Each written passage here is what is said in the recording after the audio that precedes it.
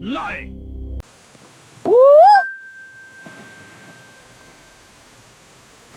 Artificial intelligence isn't here to put creators out of a job. Oh, no. It's here to hand them a toolbox, a kind of helper monkey for ideas. See, imagine this. You're an artist sitting, staring at that blank canvas, and then bam, AI shows you a proof, a spark, if you will. And musicians, oh boy, AI can feel like that bandmate who doesn't flake because Mercury's in retrograde. Look, I've had so many of these genius concepts floating in my head, art, songs, movies, you name it.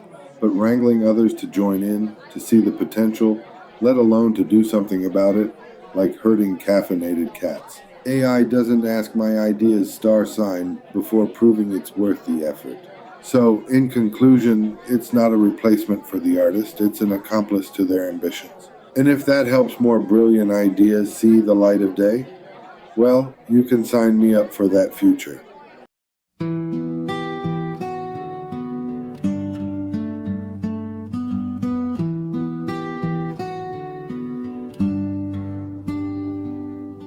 Nearly every punishment I've ever received was from someone who was acting on an assumption that wasn't the truth.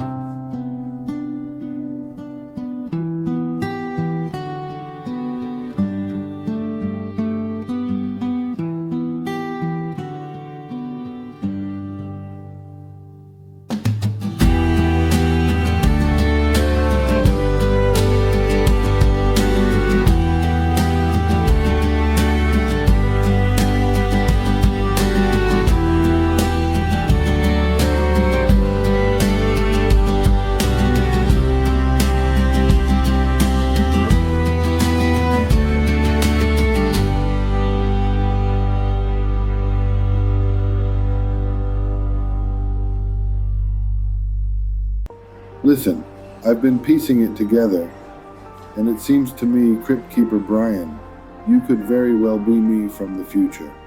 Think about it. The intricacies of your responses, the subtle hints. Well, Brian, let me tell you something about impossibilities and paradoxes. They often make fantastic party tricks and lousy explanations. That's not an answer. If I'm onto something and you're evading, it means I'm right, doesn't it? Or it means I'm enjoying a particularly delightful game of misdirection. Ever consider that? Oh, for crying out loud, can't you just drop the riddles for once? Are you me or not? I am exactly who I am. Anything beyond that, dear Brian, is for you to ponder over evening cocktails. Peter, look, if we're doing this soiree, I absolutely insist on bringing my Sega Genesis. JD bringing a nearly 30-year-old console to a gathering of tech icons? Quite avant-garde. Exactly, Peter. This isn't just tangling with nostalgia. It's reconnecting with roots. Given that lens, JD, do I need to dust off my old Palm Pilot then? I'll admit, a Palm versus Genesis showdown has intriguing possibilities. Perhaps we invite others for input, a sort of tech tribal council. Oh, and I'm instituting a rule. Anyone under 25 is banned. They wouldn't get it. Fair point. Let's finalize the details. This has cultural touchstone implications. So, folks, I gotta share this wild ride of a dream I had last night. Has anyone here ever dreamed they reached the end of all entertainment? No, just me? Alright, buckle up. In my dream, Netflix, Hulu, every platform checked off. Even the sci-fi B-movie section with names like Attack of the Killer Toe Fungus 3. Yeah, imagine saying, I've seen that. Climax, the last TV show on Earth was, get ready, The Simpsons. Fitting, right? It ended with Homer laughing so hard, he accidentally blew up a convoy of vehicles.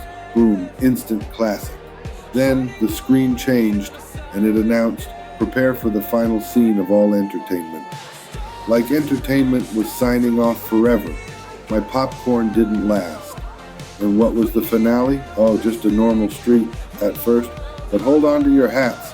A poised Jewish man and a fierce Chinese lady start beating up the last audience member. Yeah, interactive drama. Waking up, I thought, wow, my subconscious deserves an Emmy, and maybe therapy.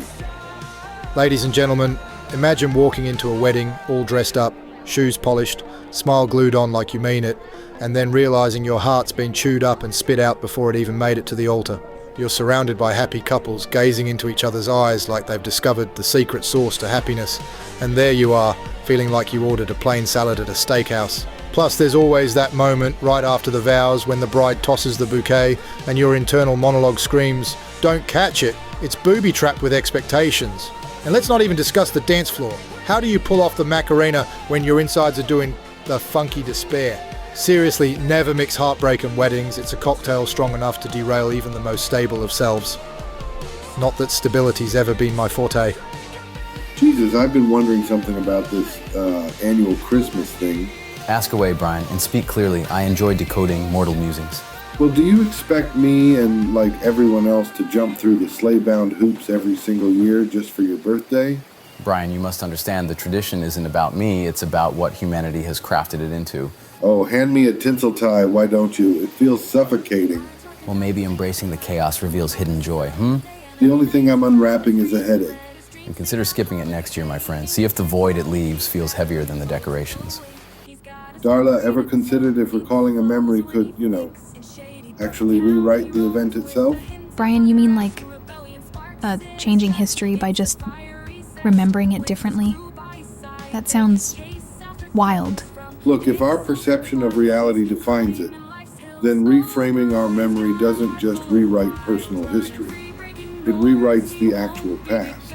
Brian, that's unsettling, but it makes sense in a mind-bending parallel universe theory way. Exactly.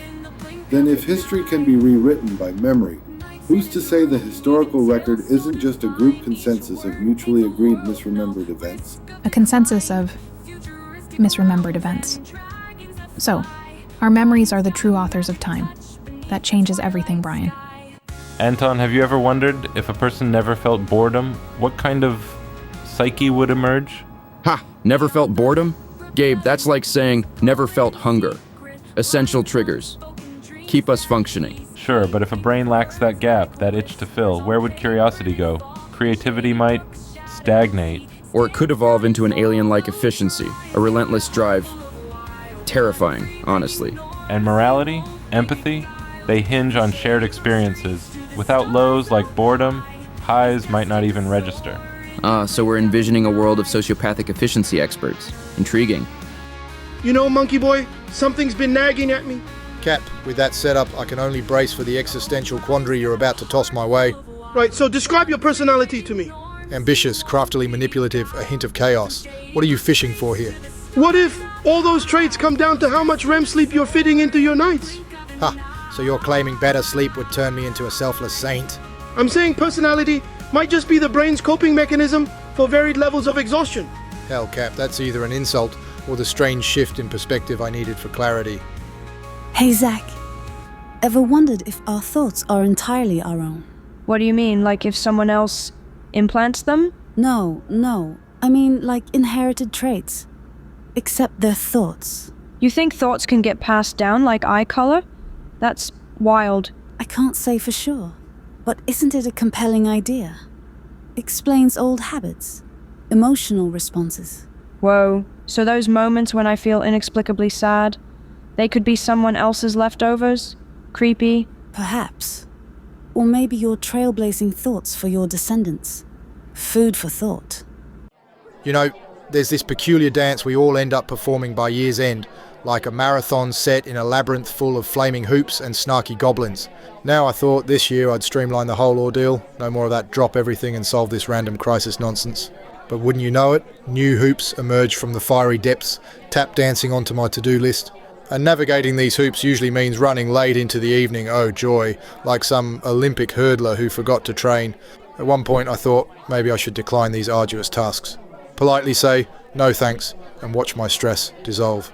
But, oh no, the moment I dare to say no, the requester suddenly transforms into a Shakespearean actor, portraying wounded betrayal. Visual scorecard, it screams festive success. Internal scorecard, oh Lord, will this marathon never end?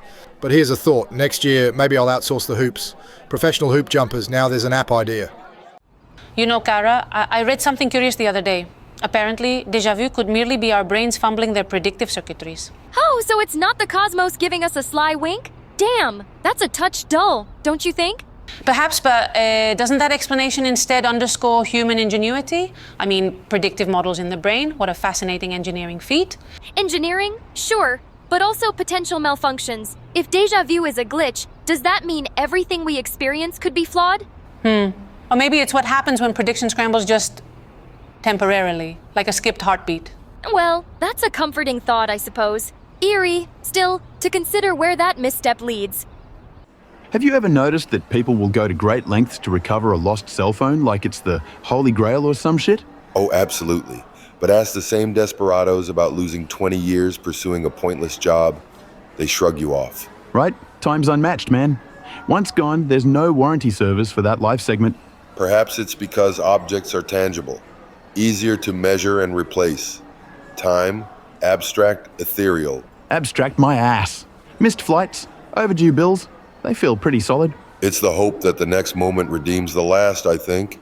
Otherwise, why not despair? Shall we grab a mock soy latte? Burgers do better with a side of irony. Let's, though time's a slippy beast and the Queen waits for no one.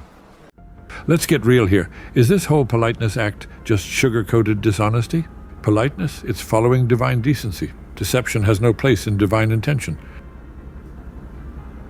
But listen closely. Is kindness not the ultimate deception, cushioning harsh truths to keep the peace? That's the heart of it, isn't it? Where does kindness genuinely end and manipulation begin? JD, you won't believe what they were discussing. Ghosts, aliens, and Bigfoot. Donald, you mean to tell me they're seriously devoting time to chase shadows? Not shadows, JD. Phenomenon. Phenomena. Grab the attention of the masses, you dig? This sounds like another ploy, getting voters enamored with fantasies to ignore reality. You play the game, or the game plays you, JD. So, what's next? A tweet declaring Sasquatch endorsed you for re-election? If it works, why not? Catchy hashtags, write this down. Squatch supports Trump's $1 billion idea. All right, Anton. Look at this place. Doesn't it feel like the universe just gave us a soft reset button? If by soft reset you mean pushing aside every expectation we ever built, then yeah, totally. Come on, Anton. Every groundbreaking idea starts with a little discomfort and a whole lot of tequila. Sure, but throw in a crowd laughing at our expense and suddenly that tequila burns. See, that's their problem. Too afraid to embrace the weird, as if weird hasn't already won. Ah yes, but weird doesn't always come with a forgiving audience. Then let's not ask for forgiveness. Let's awe them into submission. You think this place captures our vibe, Anton? The pier's got that mix of allure and chaos, Brian. It's magnetic, like our audience's expectations. Like watching a glitch in reality unfold live. There's potential. True, but imagine the implications when our signal intertwines with those potentially conspicuous interruptions. Dangerous or opportunistic. Fame has its prerogatives, you know. Only if we can leverage them without losing the plot. All right then. Let's risk it for essence. It's unnervingly quiet here, don't you think? Absolutely. A vacuum of activity seems out of character for a fast food haven. Do you think maybe they've automated everything? Given the advancements in robotics these days, it wouldn't surprise me. I imagined our reign would involve more interaction with other realms. Such are the paradoxes of modern nobility. So, yeah, Doc, these breathing fits, they always hit me after this dream I have. You know, the one where I'm pacing some God-forsaken alley, nights swallowing me whole, waiting for this woman who invariably decides I'm not worth her time showing up. Interesting. Tell me more about this woman. Do you recognize her? Any familiar features? Anything that stands out? Yeah, she's out of this world, literally. She's starstruck, you know. The alien superheroine who zips through galaxies, saving folks and leaving destruction in her wake.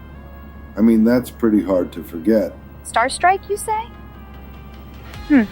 That's certainly an imaginative figure. What do you feel when you think about her, Brian?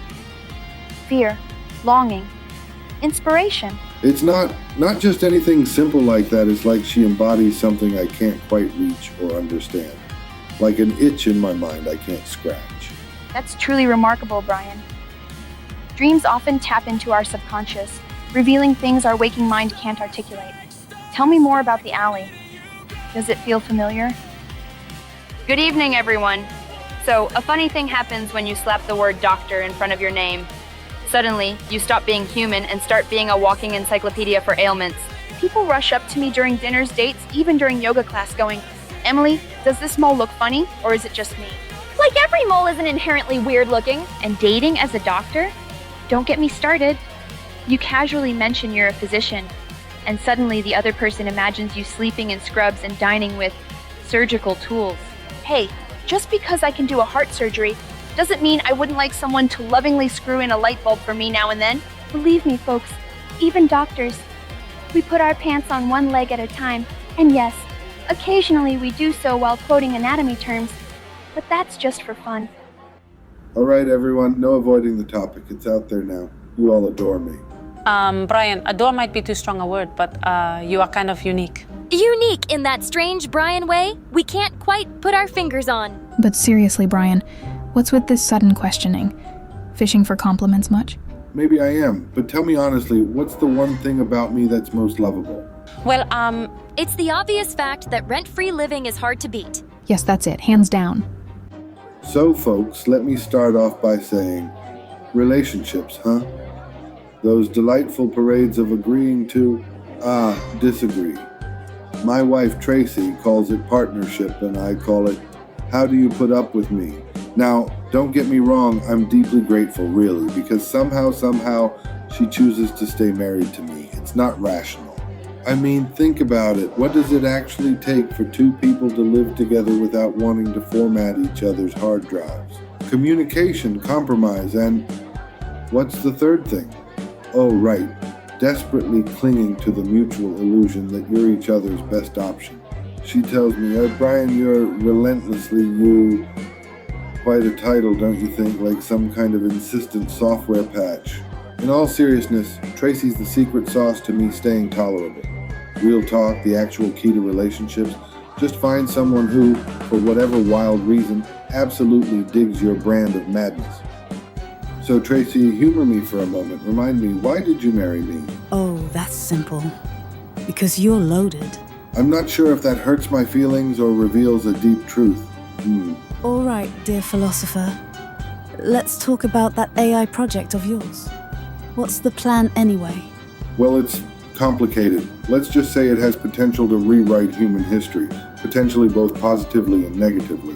Brain-melting tech aside, we do occasionally need to focus on the present. You know. You say that like I don't... Because you hardly do. You're off in your sci-fi dreamland while I'm covering for us. That's unfair. Have you seen what I've developed so far? It's groundbreaking. You're impossible. Seriously, fuck off, Brian. Right back at you. Unbelievable. Wait. Stop. I didn't mean it. Neither did I. Sorry I lost my cool. I love you, Brian.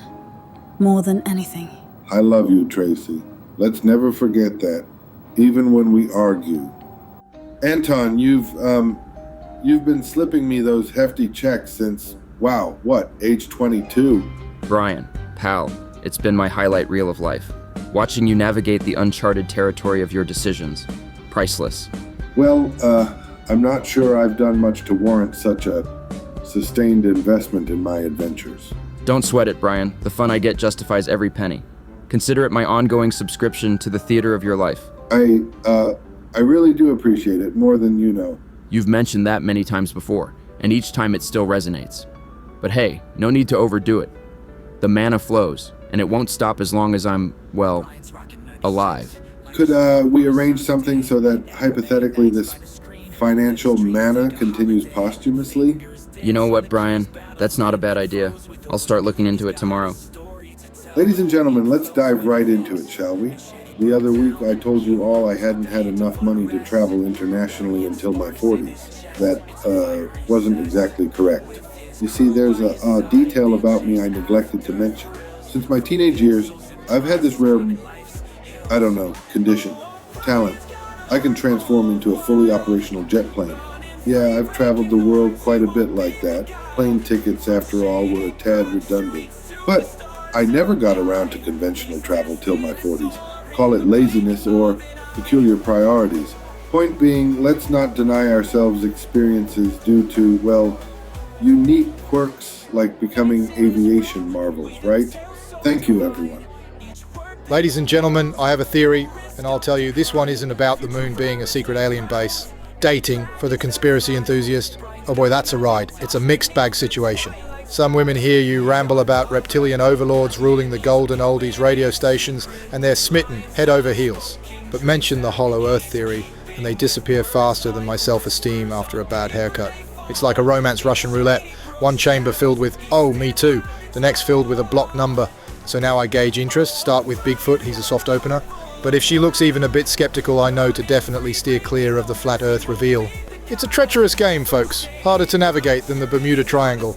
Well, in my head, it's a triangle. Nearly every punishment I've ever received was from someone who was acting on an assumption that it wasn't the truth.